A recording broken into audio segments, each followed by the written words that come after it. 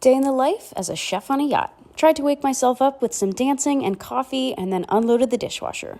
For breakfast, I'm making shakshuka, which is one of the owner's favorite breakfast items. For this dish, you poach eggs in a flavorful tomato-based sauce. I throw in smoked paprika, cayenne, cumin, chili powder, garlic. You can throw in whatever you'd like. I'll serve breakfast with some cantaloupe, grapefruit, blueberries, and my zucchini muffins. The crew is always working on something first thing in the morning, so they like a breakfast on the go. Usually it's just a protein shake, but the first mate always asks for eggs. So I fried a few eggs, tossed some cheese on there, and threw it on a bagel. We are dangerously low on fresh ingredients, and we haven't been able to get out in provision.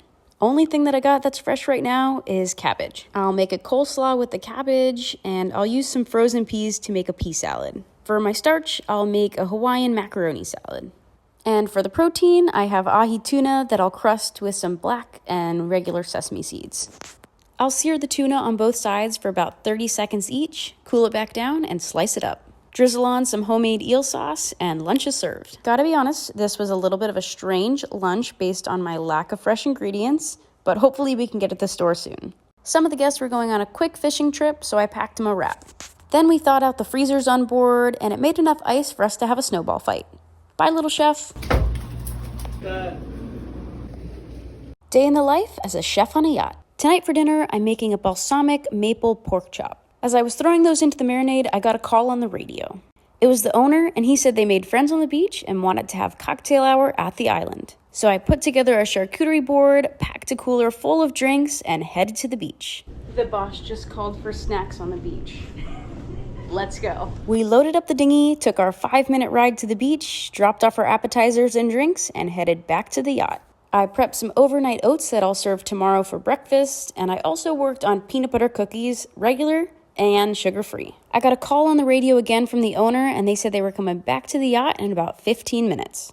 Seared off the pork chops, reduced my creamy maple rosemary sauce, and plated it up with mashed potatoes and spinach. While the guests were eating, I was in the galley plating up dessert, which was the peanut butter cookies. And after dinner, I made myself a plate and enjoyed the beautiful sunset. Bye, little chef. I'm always amazed how gorgeous the water here is in the Bahamas. But why does it look like pool water here and muddy water where I live in Florida? First off, the sand in the Bahamas is limestone rich. And this limestone acts as a natural filtration system for the ocean. Without all the sediment in the water, sunlight can shine through and show that beautiful turquoise color. There's also a lack of significant river systems and runoff flowing into the ocean here. So there's no massive influx of sediments and pollutants from the rivers, which helps maintain the water's clarity. The water here in the Bahamas is nutrient poor. Less nutrients means fewer particles to cloud up the water. Unfortunately, that means the lack of plankton, which results in lower levels of nitrogen and phosphorus compounds, which is needed for plant growth.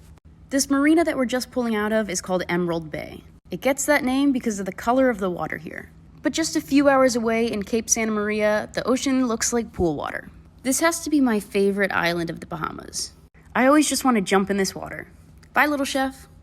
Even though I'm a chef on a yacht, baking is still hard. It takes away my creativity, and I don't like to measure. The owners of the yacht follow a strict diet with no sugar and no gluten. Have you ever tried gluten-free baking? It's difficult. Tonight for dessert, I'm trying these 3-ingredient peanut butter cookies. That's a nice appetizer you made. It is. You want to try one? It's right here. Get out of here. I made a regular batch of peanut butter cookies for the crew, and for the sugar-free cookies, I substituted the sugar for something called swerve. The texture was very different when they came out of the oven. The sugar-free ones were crumbly.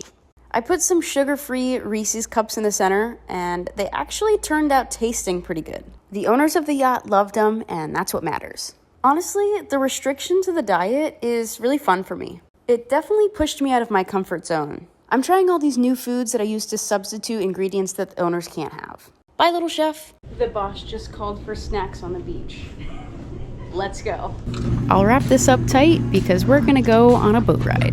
While I was on my little break, I went down to my cabin, set my head down to take a little nap, and then I got a call on the radio from the owner of the yacht.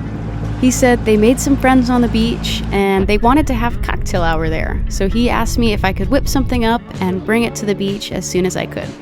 So I made a little platter with tuna dip, meats, cheeses, and crackers. This is the kind of stuff I love about working on yachts. You never know what to expect. And plus, I love serving people food. It's like my love language.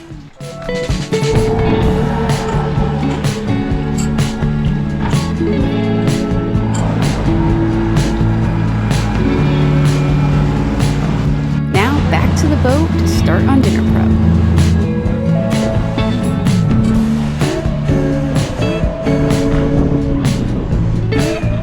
Ever wonder why ahi tuna is so pink? Well, some are treated with carbon monoxide, and it will tell you right there on the packaging. I guess this stuff is safe to consume? I don't know, it feels wrong to me. Treating the fish with carbon monoxide will help reduce lipid oxidation, which is pretty much the fish turning brown. Not all ahi tuna is treated this way. Some are super frozen as soon as they're caught, and that helps maintain the color as well. Most commercial fishing boats flash freeze their fish as soon as they're caught. By flash freezing fish, it will kill off parasites.